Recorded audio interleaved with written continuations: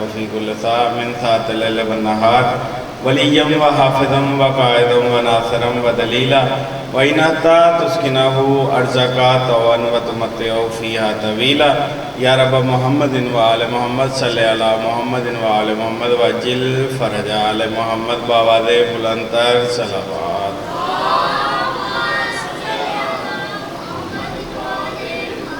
دعا ہے کہ خالق و مالک لبعید البادشاہ تمام مومنین کا اس بارگاہ اجدی میں آیا اپنی بارگاہ میں قبول و منظور فرمائے۔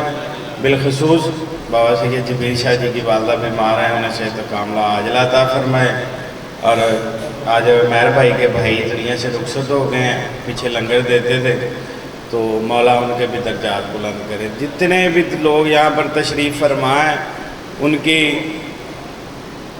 جو بھی نیک اور شرعی حاجات ہے مولا اپنی بارگاہ میں قبول و منظور فرمائے، اور جتنے بھی عزادار اس دنیا سے چلے گئے ہیں ہمارے بزرگ، مولا ان تمام کے درجات کو بلند فرمائے۔ اور آخر میں ایک اہم اور جو دعا ہے وہ یہ ہے کہ مولا ہمارے وارث حقیقی شہنشاہ امام زمانہ علیہ السلام کے ظہور میں تعجیل فرمائے۔ تمام دعاؤں کی قبولیت کے لیے بآواز بلندتر صلوات۔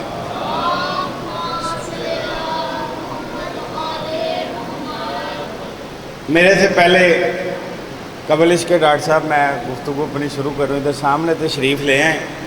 میرے سے پہلے علامہ صاحب پڑھ رہے تھے کہ حسین کل نو پوچھن گے بھی تو کلا ماتم ہی کیتا تھا کی بھی میرا یزید نہ رولا کیا، ٹھیک ہے، آپ سن رہے تھے، انکل بھی سن رہے تھے، میں بھی سن رہا تھا۔ یزید کے ساتھ جو مسئلہ تھا وہ کیا تھا ڈاکٹر صاحب؟ ہم اگر یزید پہ لعنت کرتے ہیں نا، یزید کے کردار پہ لعنت کرتے ہیں، یزید کو بنانے والے پہ لعنت کرتے ہیں ڈاکٹر صاحب۔ کیوں کہ اس نے حلال کو حرام کیا تھا، یزید نے حلال کو حرام کیا تھا، حرام کو اس نے حلال کیا تھا، یہ تھی بیسک چیز۔ اب ہم جس وقت میں جی رہے ہیں، کیا ہمارے وقت میں ہمارا وقت کا امام موجود نہیں ہے؟ تھوڑا تھوڑا بول رہے ہیں ساتھ ساتھ۔ کیا آج کے دور میں وقت کا حسین موجود نہیں ہے؟ ہے نا؟ مسئلہ تو ہم میں ہے، ہم اپنے وقت کے امام سے کتنا غافل ہیں۔ ہم اپنے وقت کے امام سے ڈاکٹر صاحب کتنا غافل ہیں۔ ہم تو دعویٰ کر دیتے ہیں کہ کاش میں اس دور میں ہوتا تو امام کی بیعت کرتا۔ بھائی آج بھی تمہارا امام پردہ غیبت میں موجود ہے، تم اپنے امام کے ساتھ عہد کیوں نہیں کرتے؟ ہے توجہ؟ آج تمہارا امام موجود ہے، آج تم کیوں نہیں کرتے؟ نو ڈاؤٹ کہ ڈاکٹر صاحب نماز کا سوال ہوگا، ہر چیز کا سوال ہوگا۔ لوگ ہمیں کہتے ہیں آپ اجلت کرتے ہو، مولا آ جاؤ۔ جب آئیں گے تو سامنا کیسے کریں گے؟ جب تمہیں ایک بات آج یہ کہی جا رہی ہے کہ امام آ جاؤ، تم بلانے میں جلدی کرتے ہو۔ بھائی ہم کیوں جلدی کرتے ہیں؟ ہم اپنا حال نہیں دیکھ رہے،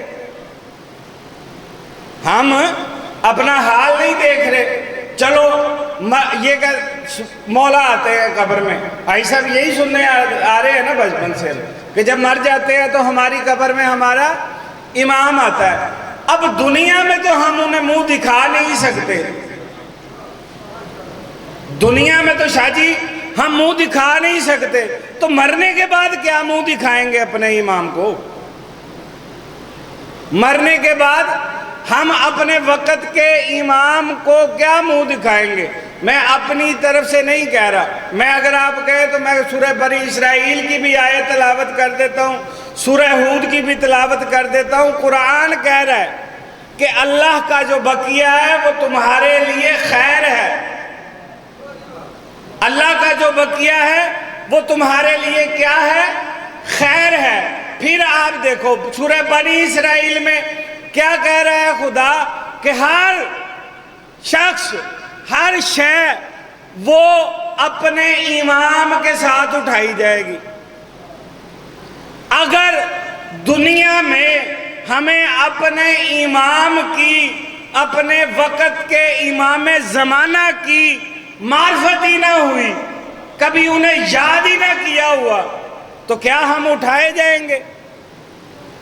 اور ایک دفعہ آپ اپنی اس زندگی میں جو دوسری آپ کی آنے والی زندگی ہے، چھٹے بادشاہ کا فرمان ہے رجت کے حوالے سے کہ ہر مومن کی دو زندگیاں ہیں۔